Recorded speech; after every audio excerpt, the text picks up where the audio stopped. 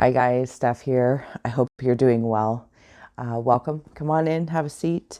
We are plopped down in my living room today as we have some good old-fashioned adulting happening with our furnace breaking down. Well, straight up done. So we are plunked down in my living room right now. We're going to utilize the scrolls that we're going to scry for shapes and symbols that may speak to our psyche and psychic senses. We'll add on some tarot and oracle in the shaman's palm configuration. And as you can see, we are actually recording in GhostTube. So I don't know if you'll hear the words down there or just see them. But there it is. It's 2024. I don't have my glasses on, so I'm just going to let it be. When you're ready. If you'd like to join me in opening up, taking a nice deep breath, closing the eyes, cleansing the palette of perception, releasing the race and the rush, activating the abstract mind and ancient awareness to perceive and receive symbolic support in the name and honor of anyone here at any time. Thank you for being my muse, and may you meet a message with meaning. Gratitude. If you're new, welcome. If you're returning, welcome home. You know the drill. Okay, so we have here, if you want to take a screenshot, you're more than welcome to. See this? And Taurus. I'm going to use those two for my mid-world here. All right. And I'll see you for the flip side tomorrow. All right, so I have new biceps coming up. Maybe even something about rowing. I don't know if anyone's been rowing, like physically rowing, but I'm seeing new biceps pop up. You know, like if you were to watch a cartoon and just suddenly their biceps would go whoop, whoop, whoop. That's how I'm seeing that. There's a significant strength here. There's also a submission. I don't want the submission to come off as weak. The submission is I know when to head down, get to work, and kind of, I don't want to say mind my business, but kind of get to my business. There's also something about the way I just saw it when a horned animal has their head down and horns back and horns forward. I don't know, something about that. It might make sense to you somewhere along the lines. I've also caught a fish. I feel like if you've been fishing for something, being very patient, whether this is emotional, because I'm on a lake and I'm fishing. I feel like I'm relaxing, but I have an intention of some sort here. There is some sort of intention, but I'm really enjoying the process. It's kind of like I'm happy. Even if I don't catch anything,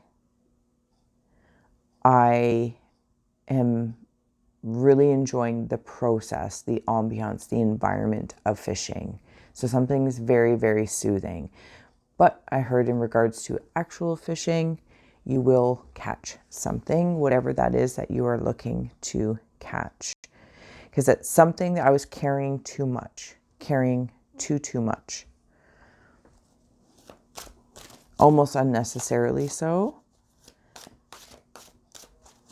Something about a rocking horse is coming through, holding up the spine. It's like seeing the Leaning Tower of Pisa go whoop, whoop, whoop. But it's actually, it's almost like this threatening kind of feel. You know, like, oh no, is it going to fall? Oh, no. Oh, no. Or like watching an arm wrestle and it's going back and forth. Maybe something about a thermometer is important as well, or a symbol that means something to you. Anyway, the way I'm seeing it is on a rocking horse. It's never fully going to go one way or the other, but there might be something I'm trying to get out. Yeah, see here? I think it says survival. In and out of survival mode. And it just seems to kind of go from one or the other. So I step out and go fishing. And maybe that's indicative of something that you're doing. And you're like, you know what? I'm going to go out and Symbolically, maybe for you, it's reading a book. Maybe for you, it's diving into that project, whatever the case may be. I have here grave and play.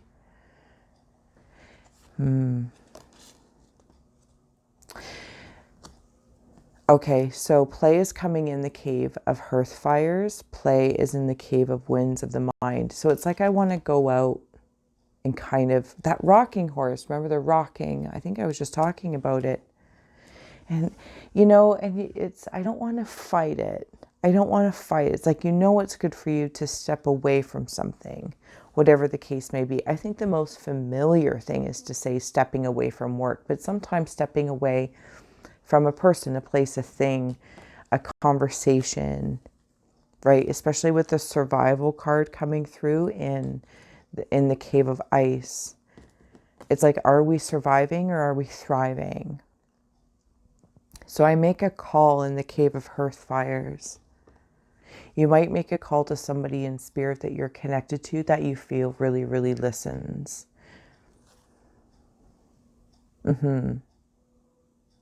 Okay, so this is where that busyness of carrying a lot of things, I feel like in this conversation to a person, a friend, a sibling, a partner, a coworker, somebody along the lines, and or to somebody in your faith, in your deities, gods, goddesses, into the afterlife, you can like purge it out and talk it out. Maybe you even go to therapy. Maybe you have a confidant or a mentor, somebody that says, get it out.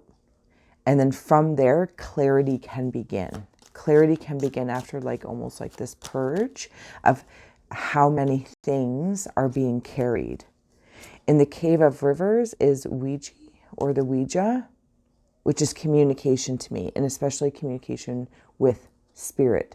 It's like hearing your own spirit. And maybe you make that call. Maybe it's not even external.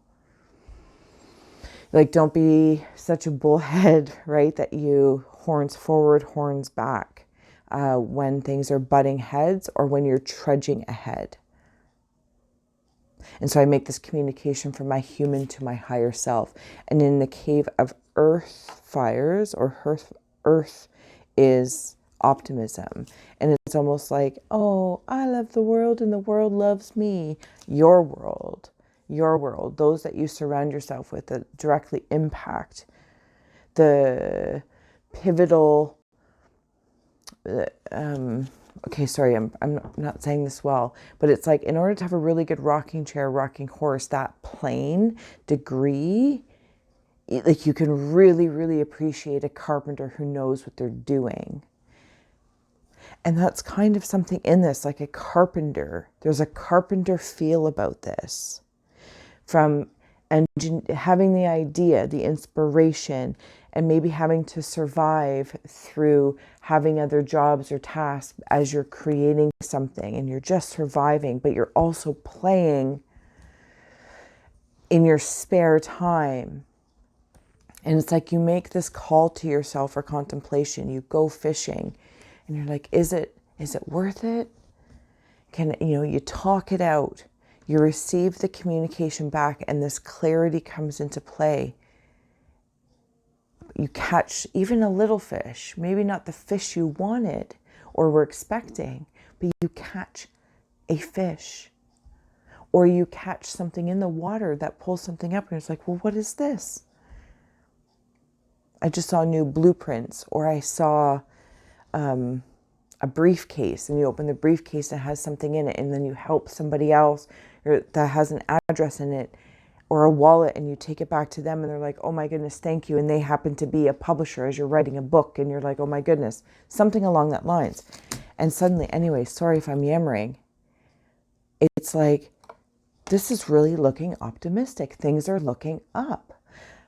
Higher and higher. All right, let's add on an oracle card and then I will flip these and I will see you again tomorrow. And thank you for plopping down with me in my living room.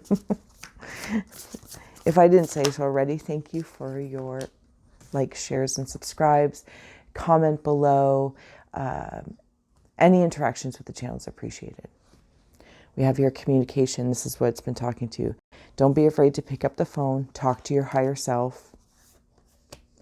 I really feel like the environment of fishing, it could be fly fishing. I don't know what it is, but I feel like it's an indicator for me to feel a certain way.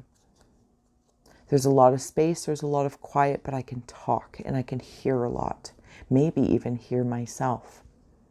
Maybe my higher self, maybe my heart, and talk it out, clear it out. And then I'm like, oh, it's just so great. It's so grand. I will see you tomorrow. I hope this did serve, inspire, educate, or entertain. And until next time, so much love.